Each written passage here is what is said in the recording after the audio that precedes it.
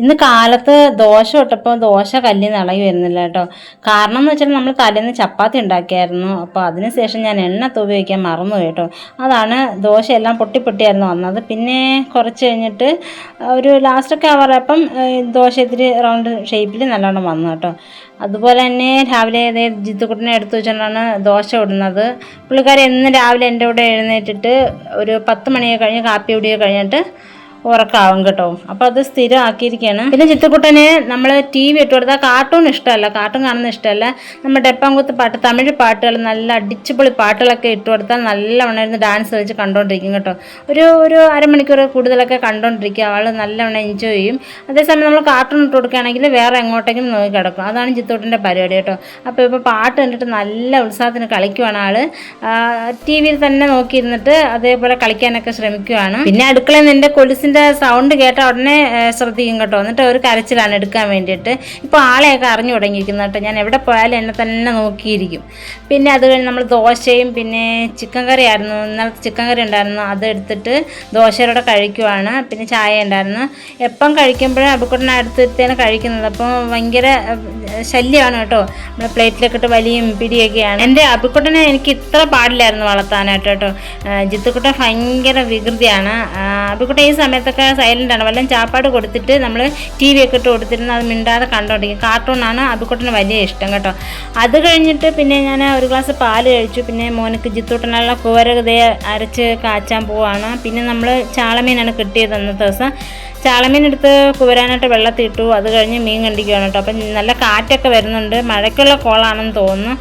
അപ്പോൾ സൈഷട്ട് ഉച്ചയ്ക്ക് ഉണ്ണാൻ വരും. ഞാനങ്ങനെ മീൻകറി അടുപ്പിലാക്കി കേട്ടോ. പെട്ടെന്ന് തന്നെ ഒരു 12:30 ആയപ്പോഴത്തേക്ക് മീൻകറി അടുപ്പിലാക്കി. പിന്നെ മീൻ വിരവി വെച്ച് വറുക്കാനായിട്ട്. എന്നിട്ട് നമ്മൾ മീൻകറി തിളച്ചപ്പോൾ കറിവേപ്പില ഇട്ട് കൊടുക്കുകയാണ്. അതിനുശേഷം പിന്നെ ഞാൻ ജിത്തൂട്ടിനെ കൊണ്ട് കുളിപ്പിച്ചു കേട്ടോ. കുളിപ്പിച്ചാൽ ആൾ നല്ലവണ്ണം ഒരു കുറേ നേരത്തേക്ക് അങ്ങ് ഉറങ്ങും കേട്ടോ. അപ്പോൾ ആളെ മുഖത്തിന് നല്ല പ്രസാദമില്ല. കാരണം എന്ന് വെച്ചാൽ ഉറക്കം വന്ന് മുട്ടിയിരിക്കുവാണ്. അതുകൊണ്ടാണ് ചിരിക്കാത്തത് കേട്ടോ.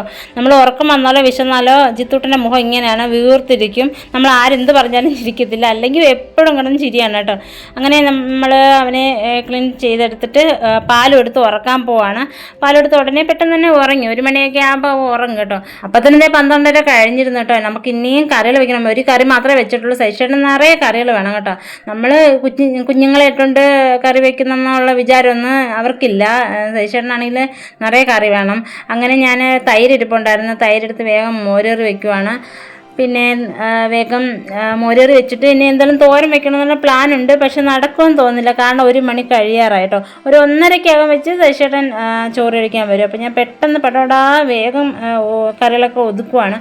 അപ്പം മീൻ കറി വെച്ചു, മോരേറി വെച്ചിട്ട് ഇനി ബീൻസ് എടുത്ത് വേഗം നല്ല സ്പീഡിന് അരിയുവാണ്. അരിയുന്നതിന് മുന്നേ സൈഷേട്ടൻ വന്നു കേട്ടോ. എൻ്റെ കണക്കൂട്ടലെല്ലാം തെറ്റിച്ചുകൊണ്ട് പിന്നെ സൈഷേട്ടൻ പറഞ്ഞ് തോരൻ വെക്കേണ്ടെന്ന് പറഞ്ഞിട്ട് അങ്ങനെ പിന്നെ അത് വേഗം ഒരു കണ്ടെയ്നറിലാക്കി ഫ്രിഡ്ജിൽ വെക്കുവാണ്, നാളത്തേക്ക് എടുക്കാമല്ലോ വെച്ചിട്ട്. അത് കഴിഞ്ഞിട്ട് പിന്നെ നമുക്ക് അച്ചാറുണ്ട്, മാങ്ങ അച്ചാർ ഇട്ട് വെച്ചിട്ടുണ്ടായിരുന്നു. അത് പിന്നെ മോര് കറി, പിന്നെ അമ്മ കുറച്ച് ക്യാരറ്റ് തോരൻ തന്നു. അങ്ങനെ അതും മീൻകറിയെല്ലാം കൂട്ടി ചോറ് കൊടുത്തു. അത് തന്നെ ധാരാളമല്ലേ. അപ്പോൾ അതൊന്നും സൈഷേട്ടന് ഭയങ്കര ഇതാട്ടോ. നമ്മൾ ഒരു ദിവസം വീട്ടിൽ നിർത്തി നോക്കണം, എന്നാലേ അവർക്കൊക്കെ അത് മനസ്സിലാവുള്ളൂ. അങ്ങനെ ഞാൻ വേഗം പോയി കുളിച്ചതിന് ശേഷം ചായ ഇട്ടു കേട്ടോ. അപ്പോഴത്തെ 5 മണിയായി. അങ്ങനെ സൈഷേട്ടൻ ജോലി കഴിഞ്ഞ് വന്നപ്പോൾ മേടിച്ചിട്ടുന്ന പലഹാരങ്ങളാണിത്. അതിന് ചായയുടെ കൂടെ കഴിക്കാനായിട്ട് മുറുക്കും ബിസ്ക്കറ്റും എടുത്തു ഞാൻ. അങ്ങനെ ചായ കഴിക്കുവാണ്. ചായയോടെ കഴിഞ്ഞിട്ട് ഒരു 5:30 കഴിഞ്ഞു. അപ്പോഴത്തേക്ക് ഇനി വിളക്കെത്തിക്കാനുള്ള സമയമാണ്. അങ്ങനെ ഞാൻ വിളക്കൊക്കെ എടുത്ത് തേക്കുകയാണ് കേട്ടോ. ഞാൻ ഡെയിലി വിളക്ക് തേക്കാറുണ്ട്. ചൊവ്വയും വെള്ളിയും മാത്രം വിളക്ക് തേക്കത്തില്ല, ബാക്കി എല്ലാ ദിവസവും വിളക്ക് തേക്കും കേട്ടോ. നല്ലവണ്ണം ക്ലീൻ ചെയ്തിട്ട് ആണ് വിളക്ക് എത്തിക്കുന്നത്. അങ്ങനെ ജിത്തൂട്ടിനെ കൊണ്ട് തൊഴാൻ പോകണം കേട്ടോ. നമ്മൾ പൂജാ റൂം ഇതാണ്. ഞാൻ കല്യാണം കഴിഞ്ഞ് വന്ന സമയത്തുള്ള പടങ്ങളാണ് ഇവിടെ ഇരിക്കുന്നത് കേട്ടോ. അപ്പോഴത്തേക്ക് അങ്ങനെ ജിത്തൂട്ടൻ, അബിക്കുട്ടൻ, സൈഷേട്ടൻ നമ്മളെല്ലാവരും ഒരുമിച്ച് നിന്നാണ് എന്നും സാമിയെ തൊഴാറുള്ളത്. അത് കഴിഞ്ഞിട്ട് പിന്നെ സൈഷേട്ടൻ കടയ്ക്ക് പോയിട്ട് വന്നിട്ട് കുറച്ച് ഫ്രൂട്ട്സ് മേടിച്ചിട്ട് വന്നു.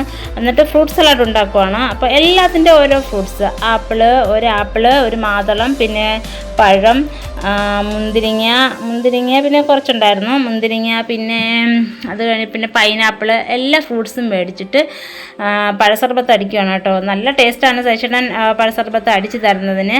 അപ്പോൾ അതിൻ്റെ കൂടെ സർബത്തിൻ്റെ ഒരു കുപ്പി മേടിച്ചിട്ടുണ്ടെന്നു. അത് സർബത്ത് ഒഴിച്ചിട്ട് തണുത്ത വെള്ളം ഒഴിച്ചിട്ട് നല്ലോണം മിക്സ് ചെയ്ത്, തണുപ്പില്ലെങ്കിൽ ഫ്രിഡ്ജ് കൊണ്ടുവച്ചിട്ട് ഒരു അരമണിക്കൂർ കഴിഞ്ഞിട്ട് എടുത്താണ് കഴിക്കുന്നത്. അപ്പോഴേക്കും അടിപൊളി ടേസ്റ്റാണ്. എല്ലാ ഫ്രൂട്ട്സൂടെ കലങ്ങി കഴിക്കാനായിട്ട് നല്ല ഒരു ഇതാണ് കേട്ടോ. ആവശ്യത്തിന് വെള്ളവും ചേർത്തിട്ട് കഴിക്കണം, അടിപൊളിയായിരിക്കും. ശേഷം ഉച്ചയ്ക്കുള്ള കറികൾ തന്നെയാണ് രാത്രിയും കഴിച്ചത്, അതുകൊണ്ട് വീഡിയോ ഒന്നും എടുത്തില്ല. അപ്പോൾ നമ്മളെ വിശേഷങ്ങൾ ഇന്നത്തെ ഇത്രയൊക്കെയാണ്. അപ്പോൾ എല്ലാവർക്കും നല്ല ദിവസം നടന്നുകൊണ്ട് ഇന്നത്തെ ബ്ലോഗ് നിർത്തുവാണ്. പിന്നെ ആരെങ്കിലും ആദ്യമായിട്ട് കാണുവാണെങ്കിൽ പ്ലീസ് സബ്സ്ക്രൈബ് ചെയ്ത് സപ്പോർട്ട് ചെയ്യണം. അപ്പോൾ എല്ലാവർക്കും നല്ല ദിവസം നടന്നുകൊണ്ട് നിർത്തുന്നു. താങ്ക്